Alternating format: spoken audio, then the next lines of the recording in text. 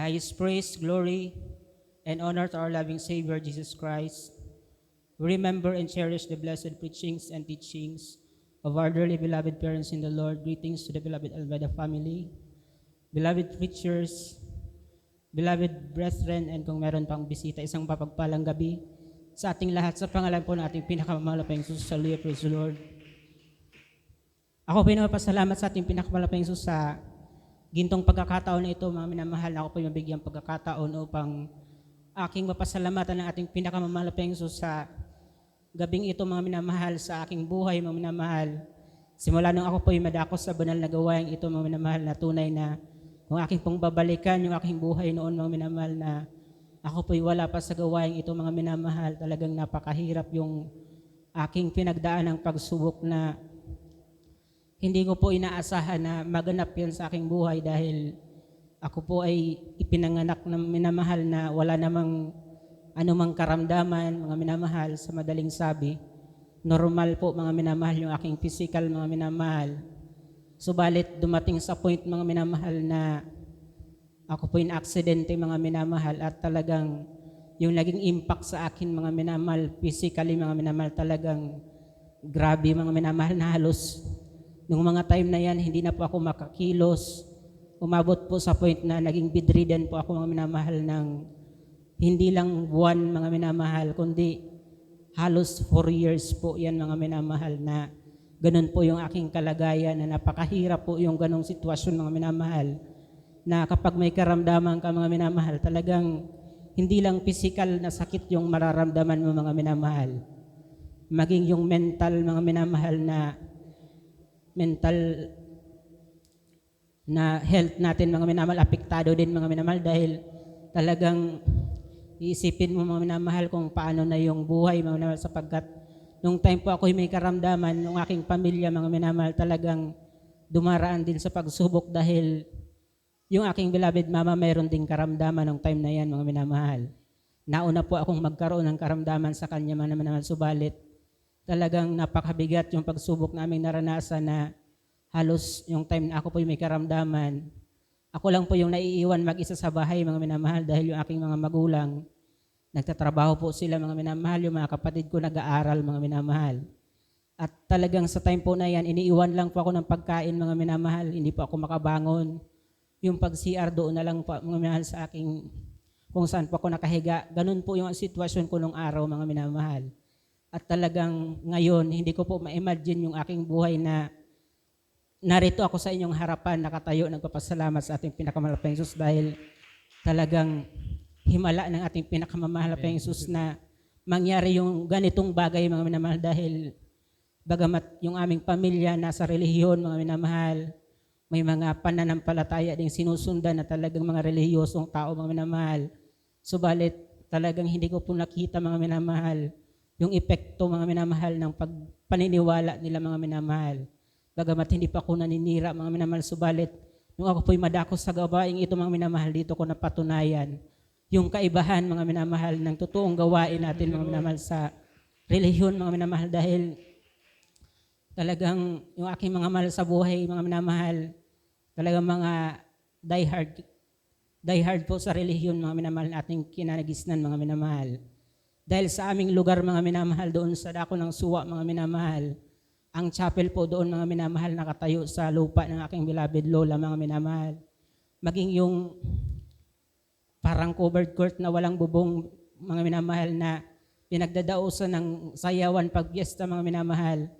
Nakatayo po yan sa lupa nila, mga minamahal, pinagkaloob, mga minamahal. Talagang masasabi po talaga na napaka-panatiko nila, mga minamahal, sa relihiyon, mga minamahal.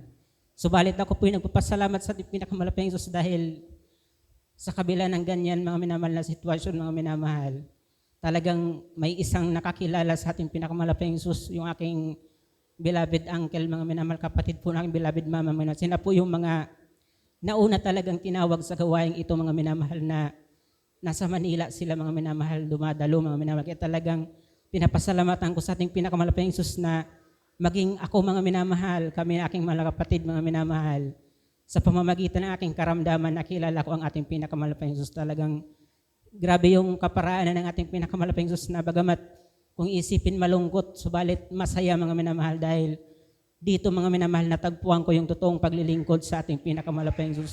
Praise the Lord na talagang alam niyo po sa relihiyon mga minamahal, naranasan ko yung kung ano yung buhay mga minamahal sa loob mga minamahal. Dahil hindi niyo po na tanong mga minamahal, talagang ako po'y nasa dako ng naga mga minamahal. Kung ano-ano po yung ginagawa ng mga nasa relihiyon mga minamahal, yung mga may tungkulin sa relihiyon, napunta po ako doon mga minamahal.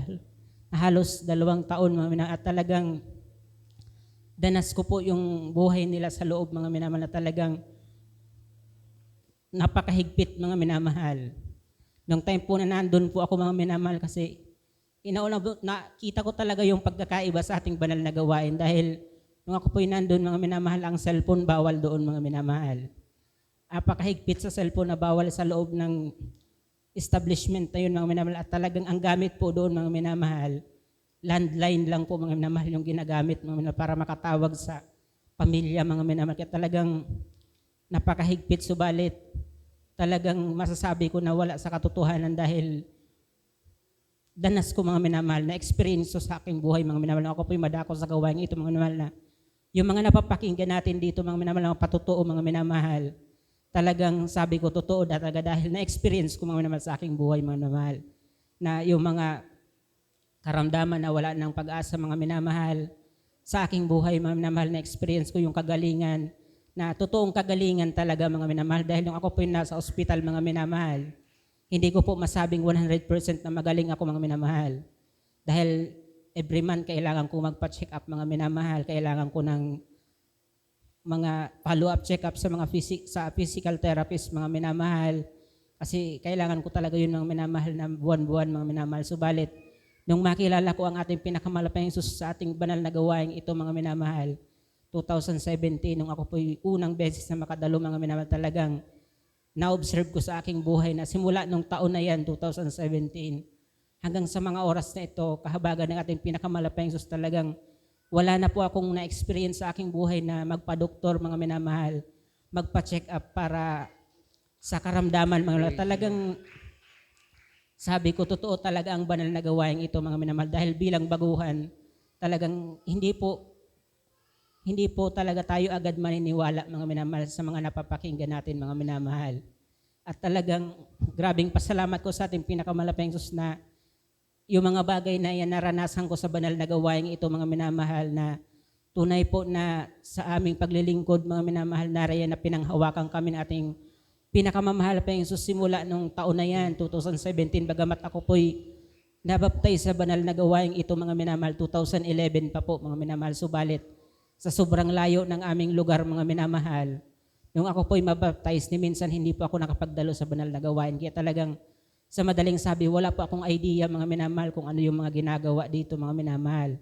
Bagamat napapakinggan ko mga minamahal dahil pag umuwi yung aking beloved uncle mga minamahal na nasa dako ng Manila, talagang nariyan yung pag-share nila mga minamahal.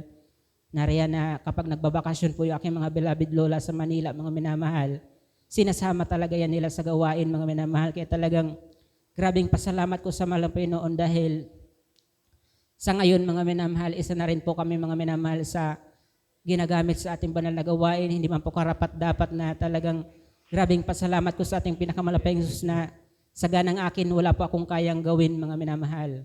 Tanging sa kalakasan na lamang po na pinagkakalob ng ating pinakamalapayang Diyos na aking magawa kung ano man yung aking mga gagawin mga minamahal na talagang grabing pinapasalamatan ko sa ating pinakamalapayang Diyos dahil sa ganang akin talagang hindi po ako makapaniwala na bigyan din po ako mga minamahal ng tungkulin sa banal na gawain dahil sabi ko wala naman akong magagawa dyan mga minamahal. Sabi ko sapat na yung magpalakpak ako, maupo dyan, magdalo mga minamahal. Yun lang po yung gusto ko mga minamahal. Subalit, hindi po tayo yung nasusunod mga minamahal dahil sabi ko tinawag akong mga awit, hindi naman ako marunong mga minamahal. Talagang sabi ko sa ating pinakamalapayang Diyos, pinapatunayan natin pinakamalapayang Diyos na sa ating banal na gawain talaga hindi po tayo yung masusunod mga minamahal. Tunay po mga minamahal na maging sa IT mga minamahal talagang sabi ko sa ating banal na gawain ng IT mga minamahal ang main skills na kailangan talaga dyan mga minamahal. Yung lyrics mga minamahal kailangan memorize mo yan mga minamahal. magiging consequence. Subalit talagang ako mga minamahal, aminado po ako mga minamahal, talagang hindi ko po yan alam mga minamahal.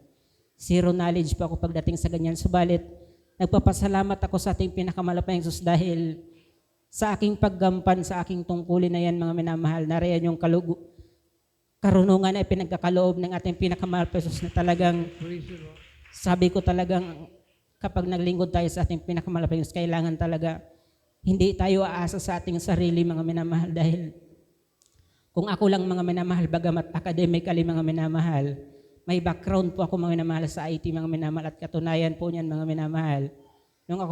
Nung high school po ako mga minamahal, talagang nakapag-champion po ako mga minamahal sa competition mga minamahal ng related sa IT mga minamahal. Subalit sa ating banal na gawain, iba po kasi yung ginagamit natin ng mga software mga minamahal, yung ating ginagamit exclusive lang talaga minamahal sa church mga minamahal. Kaya talagang sa academy, hindi naman po yan tinuturo mga minamahal. Kaya talagang sa madaling sabi, zero knowledge po ako mga minamahal. Kaya talagang pinapasalamatan ko sa ating pinakamalapayang Diyos dahil talagang ang malapit noon po yung nangunguna sa ating mga ginagawa. Kaya pinapasalamatan ko yan ng labis sa ating pinakamalapayang Diyos na nariyan na hanggang sa mga oras na ito, nariyan pa rin ako mga minamahal. Kami sa inyong banal na harapan, nagpapatuloy mga minamahal sa kahabagan ating pinakamalapayang Diyos na sa kabila ng pagsubok na aming naranasan mga minamahal, grabing trials mga minamahal, yung mga panguusig naranasan namin yan mga minamahal. Subalit, nung kami po ay magpatuloy mga minamahal, isa lang po ang napatunayan namin mga minamahal, na sa kabila ng mga pagsubok na yan, may pagpapalang darating mga minamahal. Dahil mga minamahal, nung time na grabe yung pagsubok namin mga minamahal, halos hindi namin alam kung paano kami magpatuloy. Subalit sa kahabagan ng ating pinakamalapayang Diyos, yung mga alalahanin namin noon mga minamahal, yung mga iniisip namin ngayon mga minamahal, provided na lahat ng ating pinakamalapayang Diyos na talagang step by step mga minamahal na tayo po'y susubukin mga minamahal na habang tayo po'y nagpapatuloy. Kaya salamat sa ating pinakamalapayang Diyos na sa lahat pong yan nariyan yung paggabay ng ating pinakamalapayang Diyos dahil sa ganang amin mga minamahal, dahil ang mga kasama namin sa bahay hindi po Kristiyano mga minamahal. Kung tutuusin mga minamahal, kung kami po'y dumaan sa pagsubok mga minamahal, kung wala po ang ating pinakamalapayang Diyos, marahil hindi niyo po kami makita sa inyong harapan ngayon mga minamahal. Kaya grabe yung pasalamat ko sa ating pinakamalapayang Diyos dahil kahit wala po mga minamahal sa aming tahanan na kumbaga sa atin mga minamahal, mag-guide sa amin na mas matured na Kristiyano mga minamahal, subalit nariyan ang ating pinakamalapayang Diyos yung nag-guide mga minamahal. Kaya salamat sa ating pinakamalapayang Diyos na talagang hanggang sa mga oras na ito, narito po kami mga minamahal, ngayon bang lingkod mga minamahal na talagang patuloy po na kinahabagan ng ating pinakamalapayang Diyos. Kaya ang lahat po ng kapurihan, kapasalamatan na itanging sa ating pinakamalapayang Diyos po lamang.